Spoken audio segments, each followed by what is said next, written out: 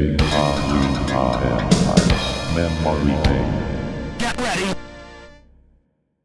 Alright, today on Gaming Empire's Memory Lane, we're going to be taking a look at a series of superhero games on the Nintendo Entertainment System. The Nintendo Entertainment System is one of the most iconic gaming consoles of all time, an 8-bit 1.79 MHz CPU, 2 kilobytes of RAM, over 16 million sold worldwide, over 700 games released worldwide. Now you're playing with power. The Nintendo Entertainment System. And there is a ton of superhero games available for the Nintendo Entertainment System. Some of them are bad, some of them are good, and some of them are just average. You might actually consider them good or bad. We're not going to take a look at all of them today. This might be a 2 or 3 part series episode. But we're going to take a look at a handful of them today, and we'll see what you guys think. So, before we show off the games, let's take a look at the rating system. And here it is. Memory Lane rating system loading. 1-star rating equals horrible, real bad, trash. 2-star rating equals fair, good Randall, worth playing once. 3-star rating equals great, must own, possible hidden gem. Alright, so you saw that. So 1-star, 2-star, 3-star, 3-star being the best, 1-star being not so good. Let's head over to the Nintendo Entertainment System and let's check these games out. Alright, here we have the label art on the cartridge of Captain America and the Avengers. And as you can see there, you have some nice looking comic art. You have the logo right there on the bottom left hand side. It's kind of awkward. And it's a Data East game. You can see the little Data East logo right there on the bottom. Pretty interesting. So let's go take a look at the actual game itself. Alright, here we have Captain America and the Avengers with a very elaborate introduction right here. This is one of those games that I would say, this is 2-star for me. I would say this game is average on the NES. It's not bad. You may love it, you may hate it. Not a particular superhero game that I would play on the NES. Did not really enjoy it a whole heck of a lot. But here it is in action. And there's certain parts of the game that's pretty cool. And there's certain parts that are repetitive. So it gets a 2-star for me. What do you guys think? What would you rate this game? Captain America and the Avengers for the Nintendo Entertainment System. How super powerful is it? And here we have the Captain Planet label art right here for the NES cartridge. And then it's most of the cartridges, the label art's blue. You can see a blue background. You have the Captain Planet logo on the top with Captain Planet flying from the background right there in the center of the logo. Now, there's nothing really fancy here, so let's take a look at the game itself. Let's check it out. Alright, next up here we have Captain Planet and the Planeteers for the Nintendo Entertainment System. Now, this game right here is a mixture of a variety of different gameplays. As you can see, we have a shoot-'em-up portion of the game right here. And then you have Captain Planet just popping up out of nowhere. Look at this. All kinds of crazy stuff going on here. This game is a 2-star for me. There's certain things that I want to like about this game. I like how they integrate all the elements from each Planeteer. The water and all the fire and all that stuff. But the game just feels a little clunky at times and doesn't play exactly as well as I would want it to. It gets a 2-star. What do you guys think? Alright, and here we have the label art for Defenders of Dynatron City. Now, personally, I actually like the label art for this cartridge quite a bit. I like the little image they have in the center. So some nice comic art right there. And I'm not really familiar with this comic book or whatever this is. But let's go over to the NES and let's check it out, see how it is. Alright, here we have Defenders of Dynatron City.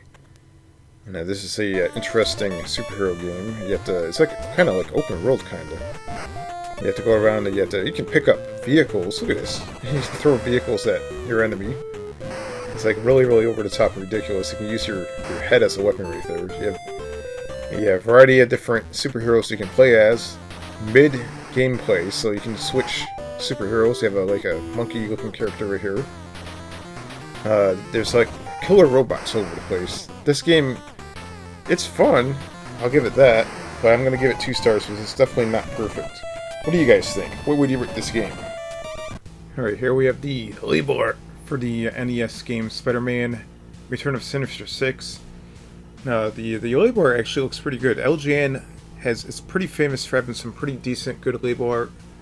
Is the game good? I don't know. We're gonna have to take a look at it and find out. But look at the label art. It's actually quite nice. LJN did a great job with label art. Let's head over to the game and let's find out how it is. Alright, here we have SpiderMan Return of the Sinister 6. Cool looking title screen right there. Nice comic art. And let's see here. We got some nice additional comic art right here before the game even starts. And then we have the platforming Spider-Man game on the NES. You can climb up buildings. You can scale all the way to the top.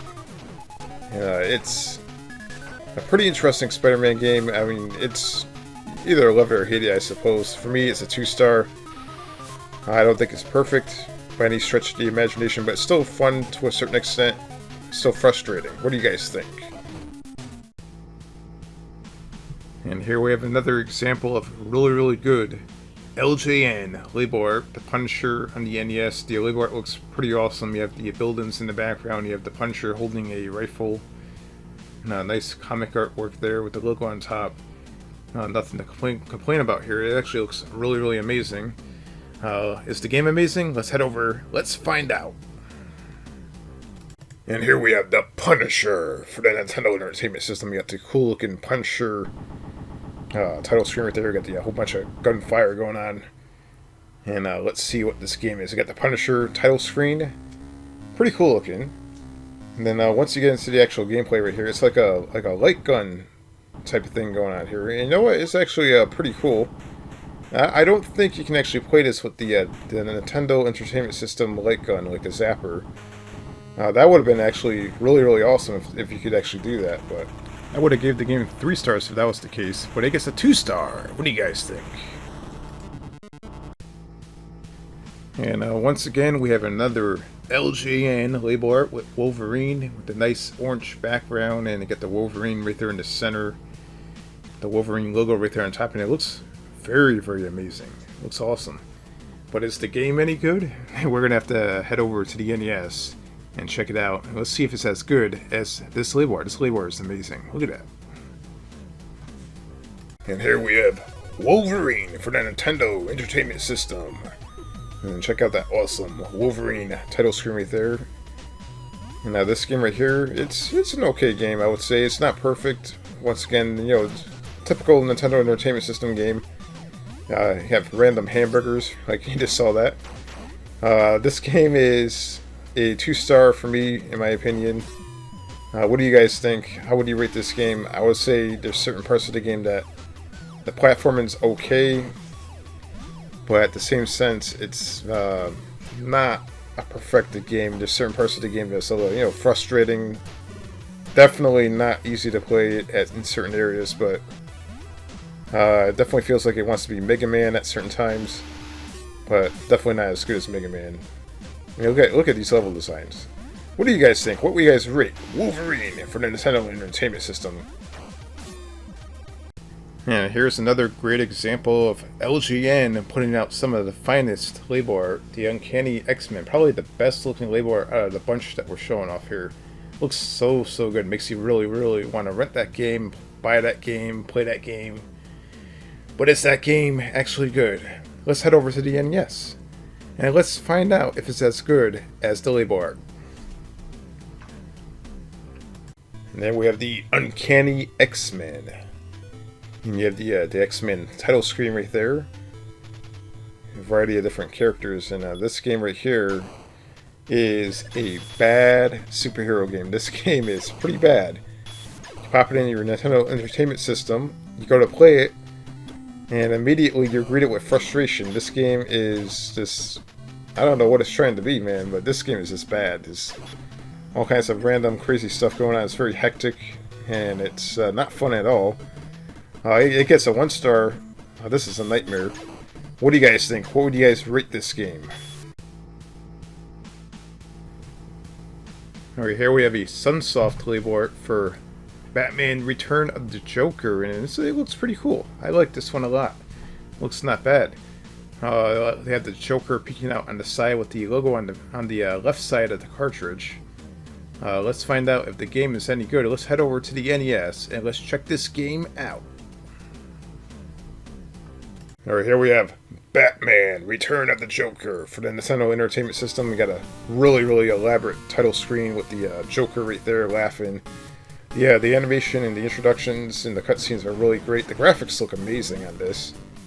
Look at this. It looks actually really good. The developers did a great job. The platforming is actually pretty damn good in this game. I like it a lot. It actually looks great, plays great. You know what? I'm going to give this a 3 star. It's actually quite a bit of fun to play. It's not easy. I mean, what would you guys rate this game? In my opinion, this is actually a great superhero game on the NES. I would recommend it. Pretty good. And here we have a Konami Batman Returns, based off the movie label art right here. Nothing really too fancy to see here. It's just some captures from the movie. It said I'm not a fan of this label art, to be honest, but it is as expected. It looks exactly as expected. So let's head over to the NES and let's check the game out. Here we have Batman Returns for the Nintendo Entertainment System. You got a pretty realistic looking title screen right there. That actually looks pretty good. You got some nice graphics before the game even starts. You got the Batmobile right there. It looks actually amazing. Look at that. And here we go. We have like a beat 'em up type thing going on here. And once again, another Batman game that's actually pretty fun to play. Nice beat 'em up game. Pretty decent. I would say this game's actually really good, and I'm going to give it 3 stars once again. This game is definitely worth buying. I would say get the game. It's awesome.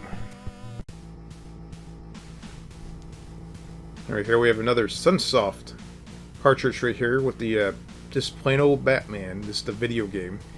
And you know what? The logo looks really nice looking, and you have the Batman logo on top. You got the center Batman logo right there in the center, and it looks like you have the like the Earth on the bottom.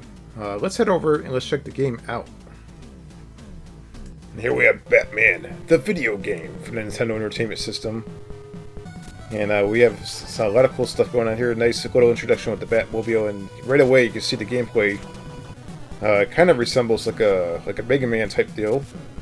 I mean, look at this. You can scale the walls. I mean, it looks great. The graphics look pretty cool. The gameplay is pretty nice. I think it's very fun to play. There's not too many bad Batman games on the NES, to be honest. This is another 3 star in my opinion. Tons of fun. I would definitely want to own this game. It's definitely worth having. It's actually pretty good. What do you guys think? What would you guys rate this game down below? Alright, that will conclude today's episode of Memory Lane.